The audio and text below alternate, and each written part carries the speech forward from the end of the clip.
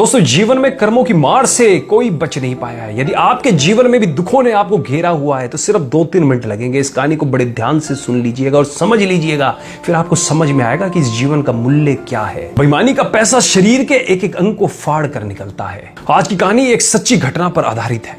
रमेश चंद्र जो पंजाब के खन्ना नामक शहर में एक मेडिकल स्टोर चलाते थे, उन्होंने अपने जीवन का एक पृष्ठ खोलकर सुनाया जो दर्शकों की आंखें भी खोल सकता है और शायद उस पाप से जिसमें वह भागीदार बना उससे भी बचा जा सकता है। रमेश चंद्र का मेडिकल स्टोर जो कि अपने स्थान के कारण काफी पुराना और अच्छी स्थिति में था, लेकिन जैसे ही कहा जाता है कि धन एक व्यक्ति के दिमाग को भ्रष्ट कर देता है, और यही बात रमेश चंद्र जी के साथ भी घटित हुई।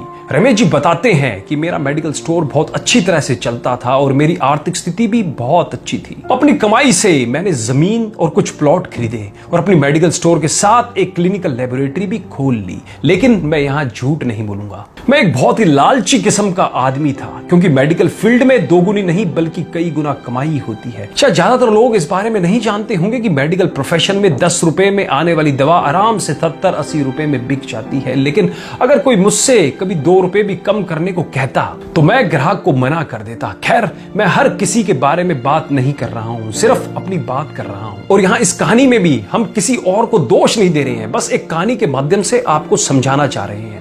वर्ष 2008 में गर्मी के दिनों में एक बूढ़ा व्यक्ति मेरे स्टोर में आया। उसने मुझे डॉक्टर की पर्ची दी, मैंने दवा पढ़ी और उसे निकाल लिया। उस दवा का बिल 560 रुपए बन गया। बूढ़े ने उसने अपनी सारी जेब खाली कर दी, लेकिन उसके पास कुल 180 रुपए थे।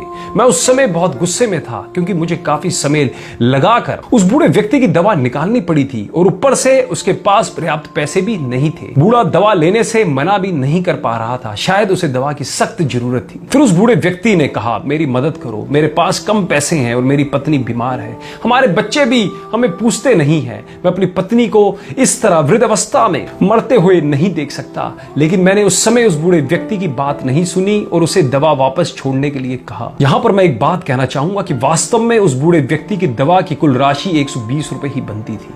अगर मैंने उससे 150 रुपए भी लिए होते तो भी मुझे 30 रुपए का मुनाफा ही होता। लेकिन मेरे लालच ने उस बूढ़े लाचार व्यक्ति को भी नहीं छोड़ा। फिर मेरी दुकान पर खड़े एक दूसरे ग्राहक ने अपनी जेब से पैसे निकाले और उस बूढ़े आदमी के लिए दवा खरीदी, लेकिन इसका भी मुझ पर कोई असर नहीं हुआ। मैंने पैसे लिए और बूढ़े को दवाई दे दी। समय बीतता गया और वर्ष 2009 आ गया। मेरे इकलौते बेटे का ब्रेन ट्यूमर हो गया।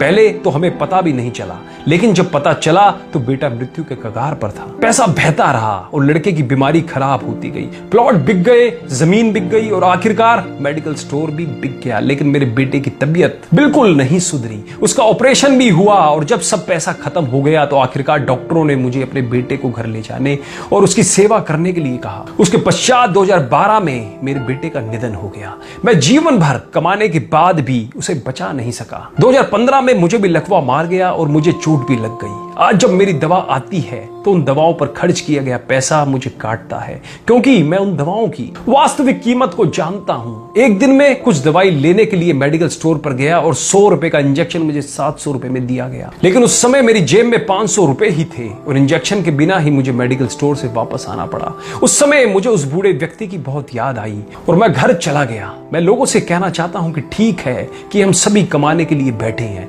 क्योंकि हर किसी के पास एक पेट है, लेकिन वैध तरीके से कमाएं, ईमानदारी से कमाएं। गरीब लाचारों को लूट कर कमाई करना अच्छी बात नहीं है, क्योंकि नर्क और स्वर्ग केवल इस धरती पर ही है, कहीं और नहीं है। और आज मैं नरक भुगत रहा हूं। पैसा हमेशा मदद नहीं करता, हमेशा ईश्वर के भय से चलो, उसका नियम अटल है, क्योंकि कई बार एक छोटा सा लालच भी हमें बहुत बड़े दुख में धकेल सकता है। जीवन शतरंज के खेल की तरह है और यह खेल आप ईश्वर के साथ खेल रहे हैं। आपकी हर चाल के बाद अगली चाल ईश्वर चलता है। तो एक बार